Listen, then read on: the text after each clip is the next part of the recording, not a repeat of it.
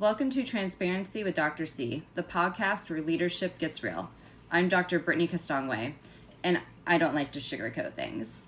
So we're going to explore what it truly means to, lead with courage, connect, and be vulnerable. Because real leadership, it's not about having the answers, it's about showing up, owning your story, and leading from the heart. So if you're ready to grow, stretch, and be authentic, you're in the right spot. Hi, it's Dr. C. Thank you for coming back here for our second episode on Transparency with Dr. C. If this is not your second episode and you're joining us for the first time, welcome. This is a podcast where I, Dr. Brittany Castongway, sit down with you and talk about the real nitty-gritty side of leadership and what it takes to be different than being just a manager and a position of authority. And so today we're going to talk about self-reflection and what it means to be you, your authentic self. Embracing who you are can be difficult, right? Our society tells us that we have to act a certain way, be a certain way, do things that fits in that mold that society finds to be acceptable. Life's not like that. Humans aren't like that. And yes, don't get me wrong. There's a lot of things about societal rules that are great. There's that familiarity that comes with knowing what to expect and how, to be professional in the workplace. That doesn't mean that you still can't be your authentic self. You should not have to hide behind the veil of what you fear is somebody else's judgment on you. And so the exercise that I'm going to give you today is going to be pretty uncomfortable. It's going to feel raw, and it can be a little hard to stomach, and that's okay. Since I have a toddler in the house, I'm going to quote Miss Rachel. You can do hard things. Sometimes, in order for us to grow, to be the best versions of ourselves, to reach our potential, we have to do hard things. And this is one of them. Okay. So we're going to start with a quote. And I think it's pretty fun because when I was in the military and I used to lead meetings for my teams, I would always end my meetings with an inspirational quote. And the team really enjoyed that. They always looked forward to the motivational quote on leadership that I had. And so instead of ending a meeting, today we're going to start with it. So from Rae Mariz, who are you when you are alone? When no one is watching, what is left? Rae Mariz. She is a published author. I really found that her insight into this is really essential. And it's something that it struck a chord with me because it's not comfortable. And it is absolutely okay to not be comfortable. In fact, we should all get comfortable with being uncomfortable. So when you're alone, there's nobody watching, and you're sitting with just your thoughts, feelings, and emotions, what's left? Who are you?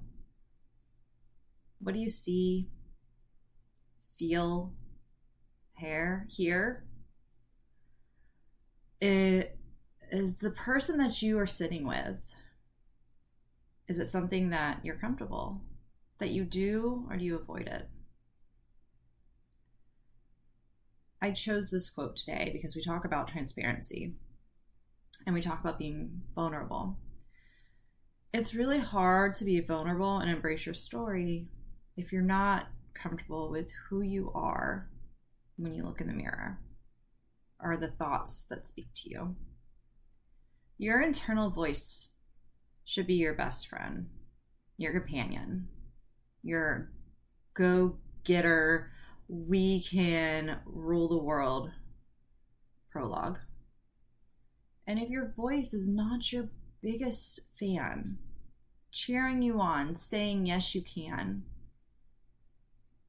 then it's time to take a deeper look into who you are when there's nobody watching.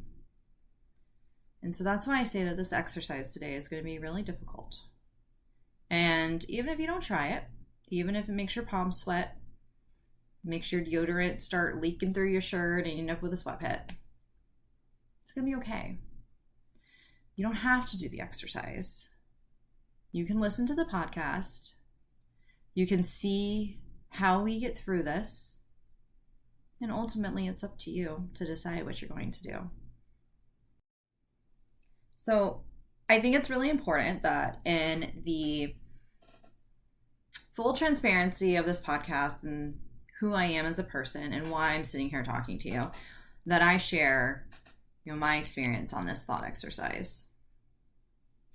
I have not always done well sitting with myself alone and quiet. And there are still times where I will avoid sitting with myself in quiet. Not because I'm not happy with my inside voice or that I'm not comfortable being, transparent and real and authentic. It's because sometimes I don't want to hear what the voice is saying. And I think that's really, I don't want to say courageous, because I don't think it's courageous. I think it's something to understand about us as humans, is that while I sit here and say I want you to be comfortable with being uncomfortable, that is a very hard thing to do when we put it into practice. And I recognize that 100%. I haven't gotten here today because I haven't done a lot of these things, right? I'm here talking to you because I have done a lot of these things. And growth, it is a journey. And sometimes we plateau. And when I plateau, I don't like to hear the things that my voice is saying to me, right? My partner inside my head might still be my biggest fan, but they also might be telling me the things I don't want to hear, the things that I know I need to do. And that's hard to swallow when your biggest fan is also giving you not criticism, but the hard truth, right? What you need to hear. And so it has taken me a long time to get where I am today, to love who I am. If you asked me at 12, 14, 16, 18, 20, 22, 24, and even probably 26 and 28, if I enjoyed sitting with my inside voice and if I was comfortable with who I was when I was alone, I would have said no. That I was avoiding everything to be alone with my thoughts, my feelings. Because then that meant that I had to process and face the things that I was experiencing in those really unfortunate periods of life. And eventually I did. Eventually, I understood what it meant to be alone when nobody was watching and to appreciate the person that I was left with. Now, there was a lot of crying, a lot of anger, a lot of journaling, counseling, a lot of running, a lot of physical running. I used to run to get away from problems or to process problems because I would be so angry at the things that was going on in my life. So, yeah, I ran a lot as a teenager and in my 20s. And I used to run so hard that I would pretend every foot I took, every step I took, I was stomping my current problem or anger into the ground and grinding it into the pavement. I used to pretend that it was a bug. It helped for a while. And then I had to realize that the anger I was feeling was grief. The grief that I was experiencing was grief that I was having from a lot of trauma that I experienced as a teenager. And some of that trauma carried over into my early 20s. And so I didn't like to be alone with myself because my thoughts were consistently just angry at the situation that I had and the people who were supposed to love and protect me. And because I didn't like sitting with myself, I also didn't feel that there was any value or self-worth with who I was as a person. And therefore, I didn't like who I was when I looked in the mirror. And so that's why I ask you, do you sit alone with your thoughts and feelings?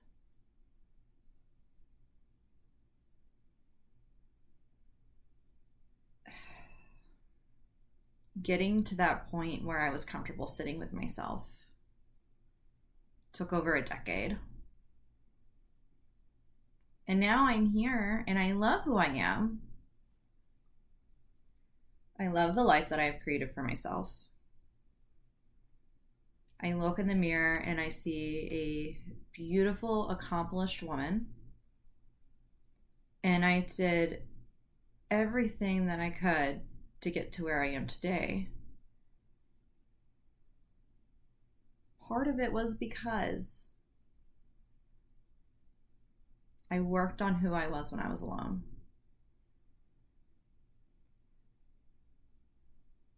And I did it a little bit at a time. And I think that's something that we can all appreciate, right? Is that it's not something that's going to happen today or tomorrow. I mean, for me, it took almost, I don't even know, public math at the moment, but it probably took about 12 to 15 years.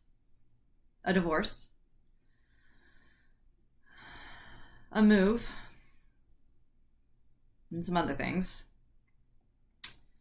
But I think that the biggest thing that worked for me was when I was sitting with myself and I was talking to myself, that I realized that I was not angry, I was grieving. And by understanding that I was grieving, I was able to take back the power that the trauma had taken from me. And so then I was able to write my story. I was not a victim of it because I realized that the child in me was sad and hurt. And the child in me needed to be nurtured and loved. As an adult, mature adult, with a lot of help, I was able to come to that conclusion that I was a grieving child. And it wasn't until I worked on healing my grieving child that I began to appreciate the cheerleader in my head.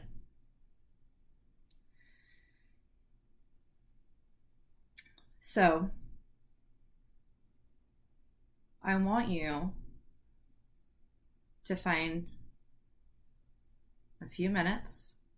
If you set a timer for 5 or 10 minutes, you might find yourself sitting there for 30 or 40. But I challenge you to sit quietly with yourself,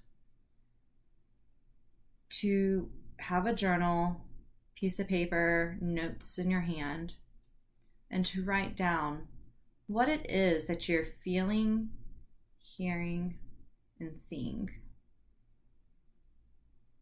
And these are baby steps. But those things that you write down are going to tell you where you are with yourself. And I don't want this to be an exercise where it takes like pages and pages of notes. I want you to jot down like the verbs and the adjectives and the nouns that pop into your head, right?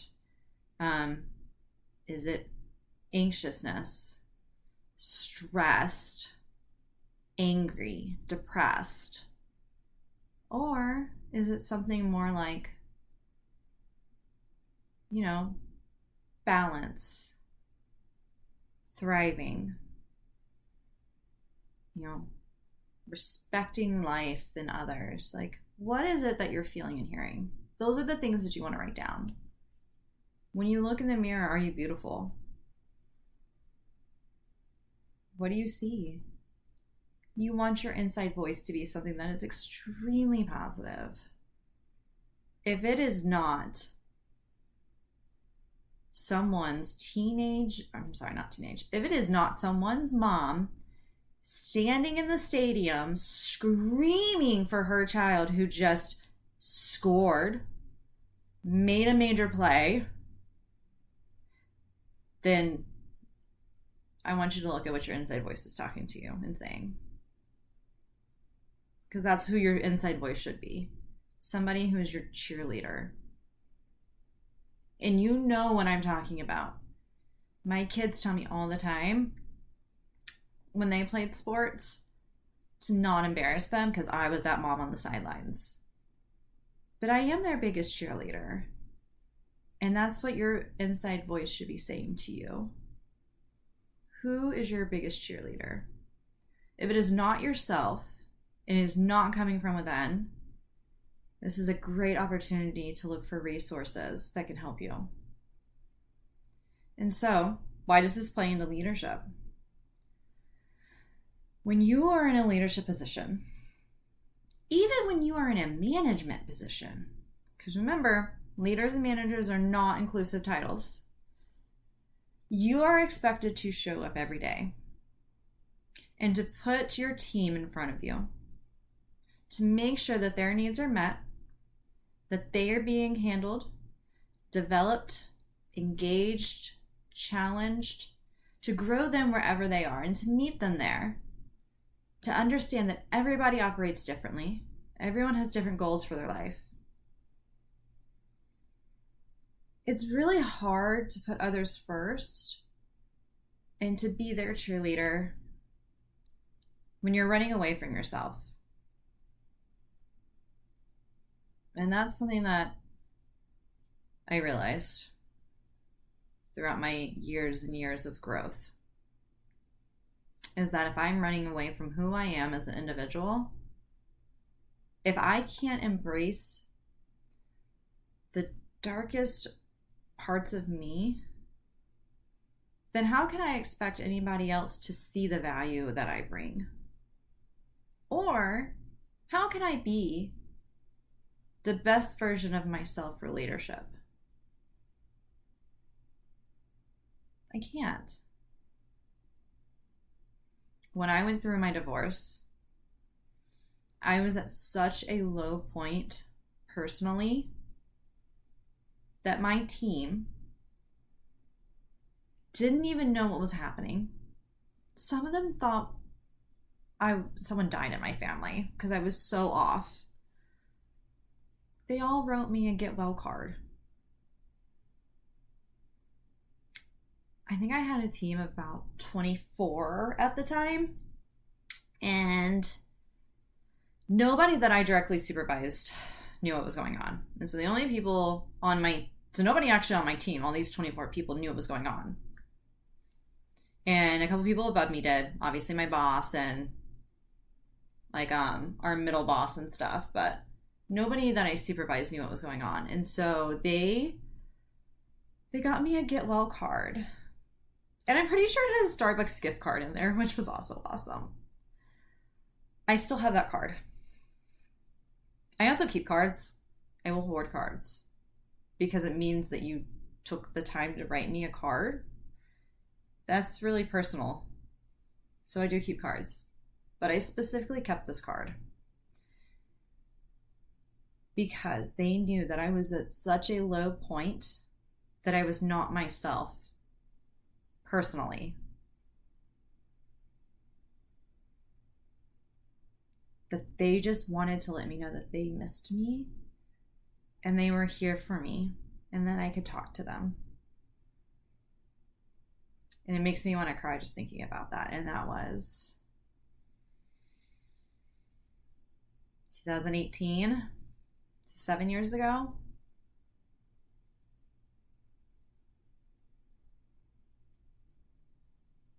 You can't be the best version of yourself and be the leader that everyone needs you to be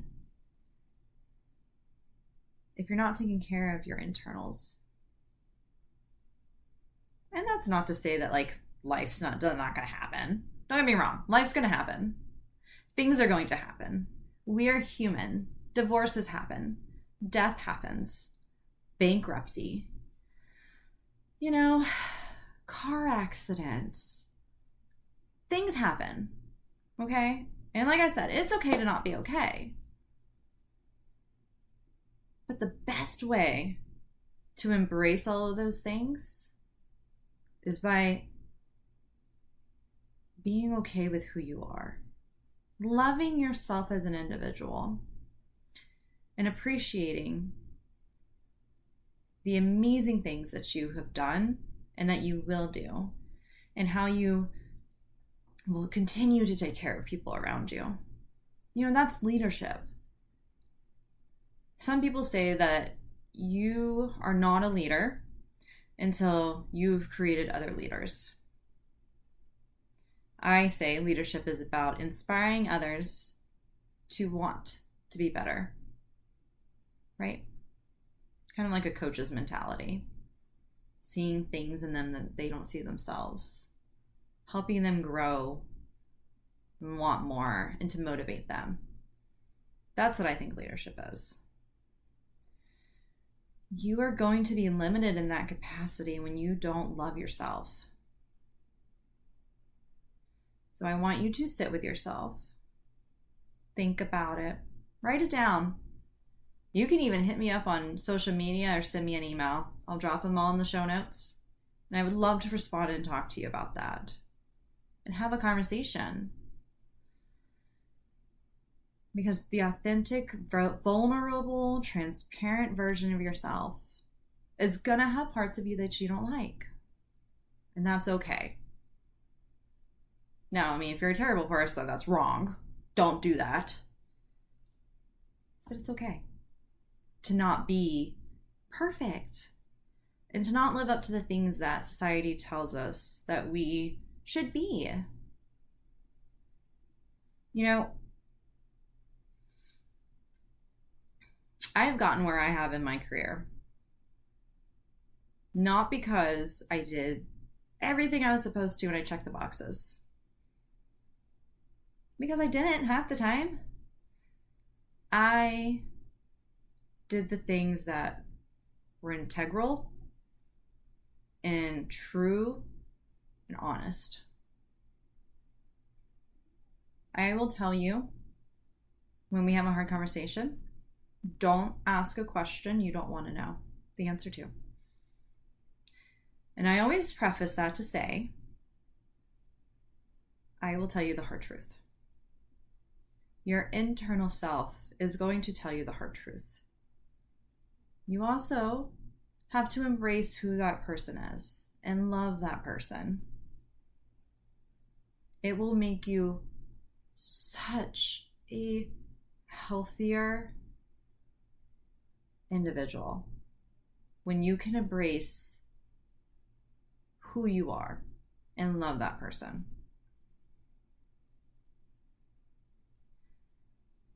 So, this episode was a little bit deeper. Could be very emotional. I mean, I got emotional telling a story. Life itself is emotional. If at the end of this episode, if you feel that, you need help. I am not a licensed therapist. I'm not a mental health counselor. There are a lot of great professionals out there. And I ask that if you feel after this that, Raw, and maybe a little hurt and open, and that you need someone to talk to you, that you seek out professional help.